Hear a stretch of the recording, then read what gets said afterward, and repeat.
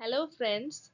आज हम पढ़ेंगे कुछ इम्पोर्टेंट क्वेश्चंस और topics related to biochemistry in that biomolecules. मतलब बायोमोलिक्यूल्स में हम फोकस करेंगे स्पेसिफिकली।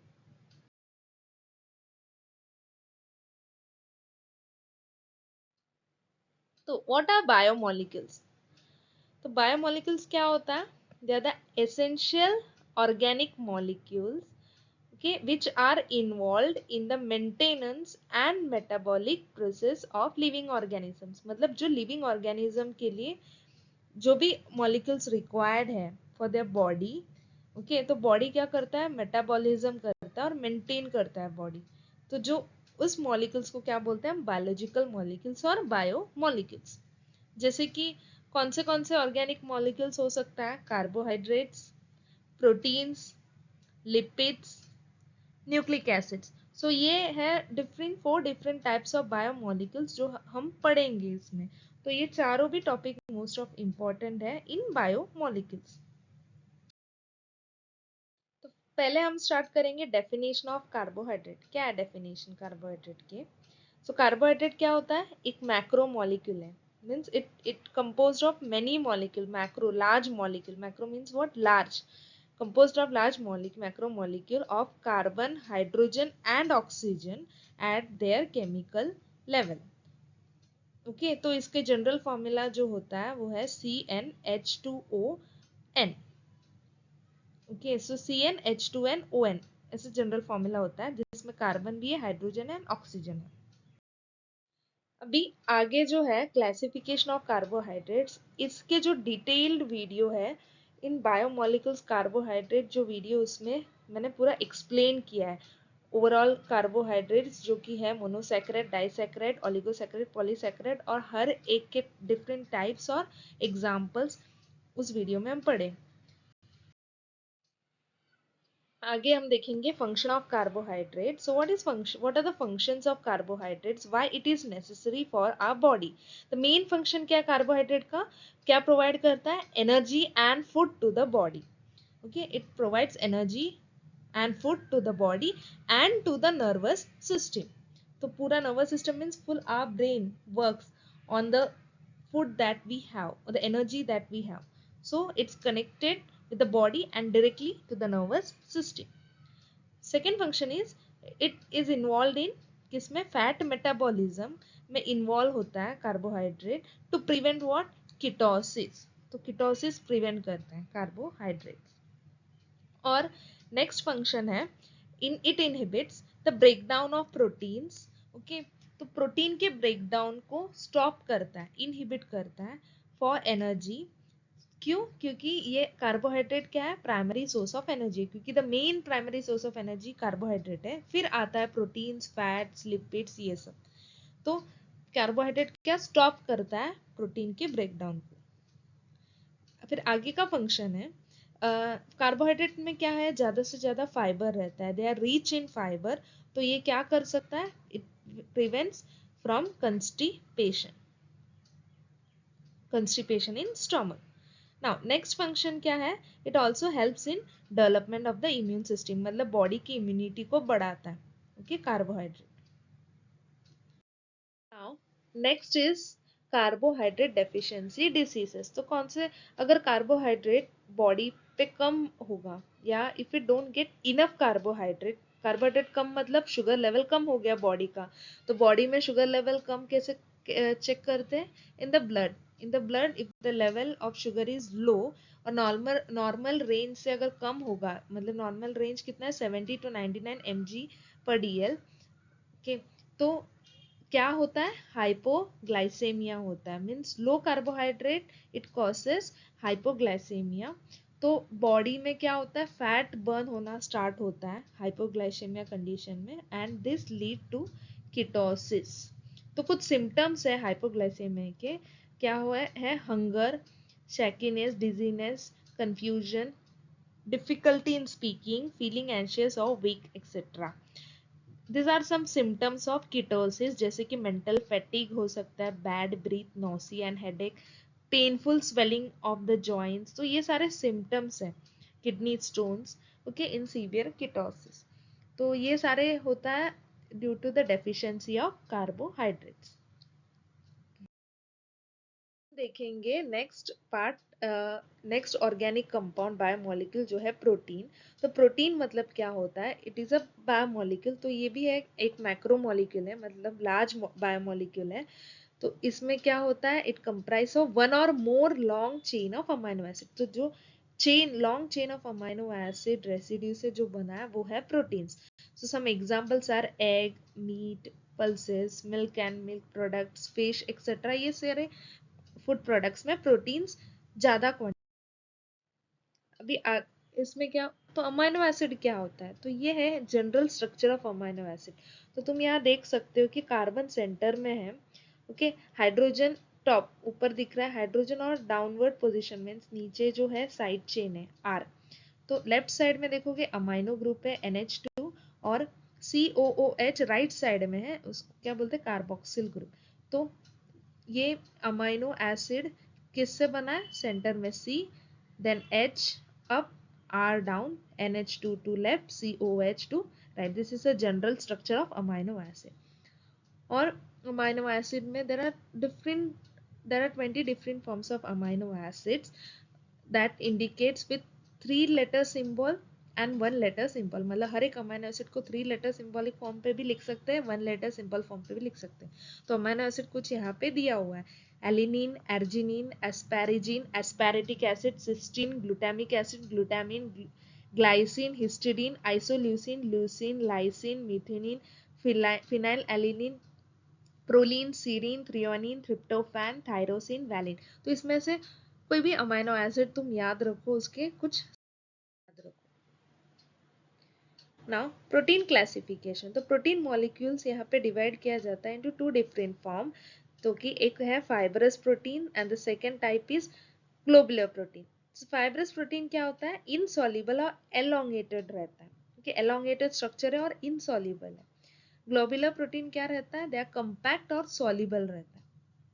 सो दिस बोथ, जो दोनों भी प्रोटीन है, जो फाइब्रस और globular protein, they comprises of 1 or 4 different types of protein structure, जो हम आगे पढ़ेंगे different protein structure in this classification only, जो कि है primary, secondary, tertiary and quaternary structure। Okay, तो पहले हम स्टार्ट करेंगे protein structure, the primary structure. तो तुम यहाँ पिक्चर में देख सकते हो द प्रोटीन स्ट्रक्चर जो प्राइमरी है, it contains what, amino acid chain। So it is a specific sequence of amino acid, okay। The order of amino acid कैसा है, they bonded together is detected by information stored in the genes। मतलब जो भी gene में जो information store किया है उसके हिसाब से ये amino acid bond होता है। Now let's see the secondary structure। So यहाँ पे तुम देख सकते हो secondary structure में दो ऐसे हैं, alpha helices and beta sheets। Protein secondary structure, तो ये 3 dimensional form of protein segment है, and they are formed by what, hydrogen bonds between the atoms along the backbone of the polypeptide chain। Okay, backbone जो है वो polypeptide chain की है। तो ये इनका बॉन्डिंग जो होता है एटम के बीच में, जो बॉन्डिंग है वो कौन सा बॉन्डिंग रहता है, hydrogen bond. Now next is tertiary structure. तुम यहाँ पिक्चर में देख सकते हो tertiary structure and quaternary structure, they both are just in a complex form पे है। इसमें बीटा शीट भी है, अल्फा हेलिक्स भी है कॉम्प्लेक्स फॉर्म पे। तो यहाँ पे कैसे डिटरमाइन करते हैं टर्शरी स्ट्रक्चर को, बाय आर ग्रुप, मतलब आर ग्रुप प्रेजेंट होता है अमीनो एसिड के, and it is 3 dimensional shape of protein. तो यहाँ पे बहुत सारे टर्शरी स्ट्रक्चर फोल्ड, मतलब many number of tertiary structure fold अगर कंबाइन किए तो क्या बनता है, क्वाटरनरी स्ट्रक्चर। तो क्वाटरनरी स्ट्रक्चर क्या है, यहाँ पे कुछ अरेंजमेंट है of multi folded protein, means secondary को और फोल्ड करेंगे तो टर्शरी होता है, टर्शरी को और कॉम्प्लेक्स फॉर्म पे करेंगे तो फोल्डिंग, तो मल्टीपल फोल्डिंग करेंगे तो वो क्वाटरनरी बनता है। तो यह फोल्डेड या सब यूनिट्स जो है वो बनता है after multiple folding in a multi sub unit complex. Now let's see the functions of protein। तो फर्स्ट फंक्शन है, it acts as an enzyme. Enzyme क्या होता है, एक बायो कैटलिस्ट होता है जो कि स्पीड अप करता है केमिकल रिएक्शंस को, कहाँ पे, within the cell, means inside the body, inside the cell. Okay, तो ये क्यों हेल्प करता है? टू रीजनरेट और create DNA molecules and carry the different process of our body. Body में जो भी प्रोसेस होता है उसको कैरी करने और रीजनरेट और क्रिएट करने को डीएनए। देन सेकेंड हार्मोन्स है, तो हार्मोन्स क्या है? प्रोटीन क्रिएट करता है वेरियस हार्मोन्स, और ये हार्मोन्स अपने बॉडी को बैलेंस करता है, मतलब it balance different components of the body. जैसे कि इंसुलिन है, इंसुलिन क्या रेगुलेट करता है? ब्लड शुगर को रेगुलेट करता है, and it helps in digestion process and formation of digestive juices. Now the third function is antibody. Antibody कहाँ पे यूज होता है? It's a anti fighting agent, that is immune system के लिए, उसको इम्यूनोग्लोबिन भी बोलते हैं। तो ये कहाँ पे यूज होता है antibody? To repair and heal the body from the foreign bacteria. Okay, so they work often work together with other immune cells, okay, to identify and separate the antigen. मतलब जो भी एंटीजन आता है या pathogen आता है उसको identify करता है और सेपरेट करता है, और जितना भी है हार्मफुल एंटीजन होगा तो ये एंटीबॉडी फाइट करता है एंटीजन के साथ बाय मेकिंग और increasing white blood cell. WBC को जितना ज़्यादा बढ़ा के एंटीबॉडी प्रोड्यूस करता है डब्ल्यूबीसी को, और फाइट करता है to destroy the antigen. Third function जो है प्रोटीन का वो है एनर्जी। तो प्रोटीन्स मेनली क्या है? जैसे कि कार्बोहाइड्रेट्स एनर्जी सोर्स है, वैसे ही सेकेंडरी सोर्स कौन सा है? प्रोटीन है जो एनर्जी देता है। This helps in movement of our body, okay, to maintain our body. Right amount of protein भी इम्पॉर्टेंट है अपने बॉडी के लिए to convert it into energy.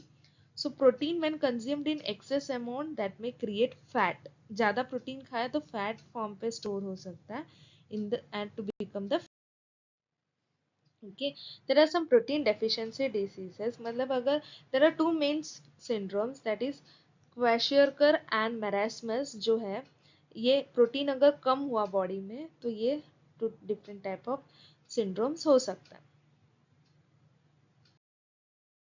Enzymes. So what is definition of enzyme? Define enzyme. So enzyme can be defined as a biological polymer or biocatalyst बोल सकते हैं। वो क्या करता है? Catalyse the biochemical reaction. So it speed करता है, biochemical reaction को स्पीड अप करता है। तो यहाँ पे एंजाइम हम डिफरेंट फॉर्म पे डिवाइड कर सकते हैं, जैसे कि ऑक्सीडोरिडक्टेसेस, ट्रांसफरेसेस, हाइड्रोलेसेस, लाइसेस, आइसोमेरेसेस एंड लाइगेसेस। तो ये डिफरेंट क्लासिफिकेशन है। तो टोटल कितना है? 6 क्लासिफिकेशन है एंजाइम। तो हम एक एक देखेंगे क्या एक एक हर एक एंजाइम्स के क्या बायोकेमिकल प्रॉपर्टी है। तो पहला है ऑक्सीडोरिडक्टेसेस। तो ये एंजाइम जो नाम है वो है ऑक्सीडोरिडक्टेस। ये क्या कैटेलाइज करता है? नाम से पता चलता है ऑक्सीडेशन रिएक्शन होता है। कहाँ पे होता है? Electrons tend to travel from one molecule to another, मतलब इलेक्ट्रॉन जब ट्रैवल होता है एक मॉलिक्यूल से दूसरे मॉलिक्यूल पे तब ऑक्सीडेशन रिएक्शन होता है। तो ये एंजाइम ऑक्सीडेशन रिएक्शन को कैरी फॉरवर्ड करता है। Next enzyme is transferases. तो ट्रांसफरेस एंजाइम क्या करता है?